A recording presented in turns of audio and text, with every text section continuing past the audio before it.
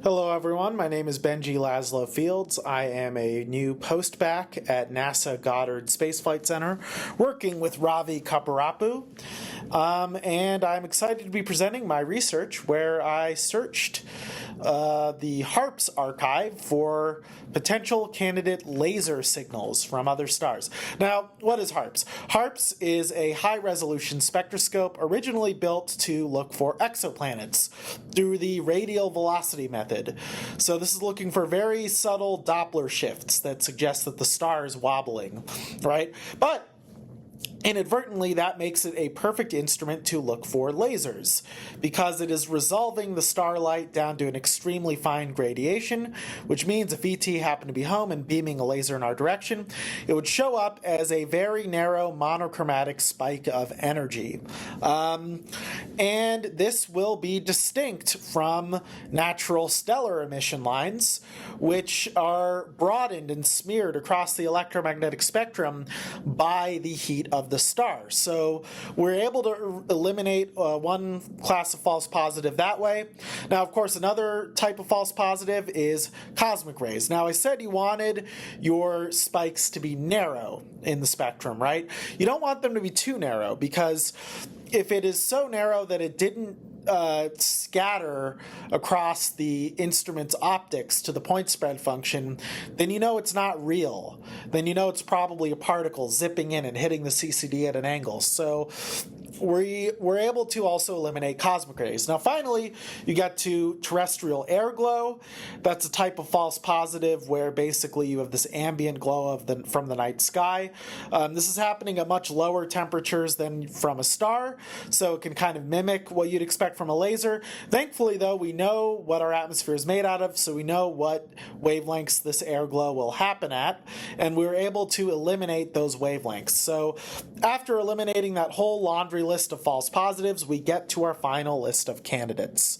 Well, not our final, but we'll get to that. Anyway, these are all intriguing and anomalous, so we decided to investigate them further. Now, we also looked into the possibility that these were technosignature lasers from human civilization, right? Because we have LiDAR satellites in orbit as well as adaptive optics lasers on the ground, but the wavelengths that these things operate at and the wavelengths of our candidates do not match, so we're able to eliminate that as an explanation as well. Now finally, or not finally, but another thing to address is this category of unknown terrestrial sources. So for several of our candidates, we found that there were the same spike at the same wavelength showing up in a bunch of observations from all over the night sky within a 2-hour window. We Doppler shifted those other detections into the Earth's reference frame and found that the source had to be stationary with respect to the telescope. In other words, these are coming from inside the Earth's atmosphere, right? These are not coming from space. So calls coming from inside the house, which might still make them interesting for a meteorologist, right? But that eliminates another 4 candidates as unknown terrestrial sources.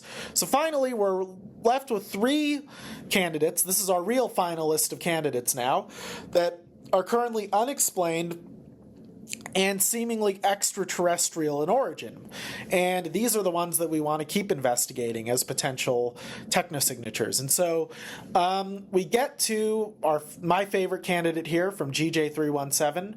Now, as you can see, it has a very nice Gaussian profile, similar to what you'd expect from a laser.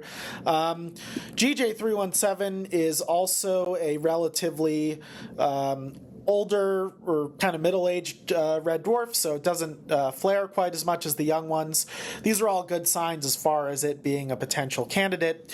However, red dwarfs are relatively cool. That means that they can, in some cases, mimic a laser-like line width. But we were able to, thanks to the work of a colleague, Sarah Peacock, who looked into this, she basically modeled the atmosphere of the star of GJ317, and she found that it could not be coming from the chromosphere. In other words, when she made these models of the chromosphere of GJ317, there was no emission line at the wavelength of our candidate. So it remains unexplained, and I'm excited to see where the investigation will go next. Thank you for listening.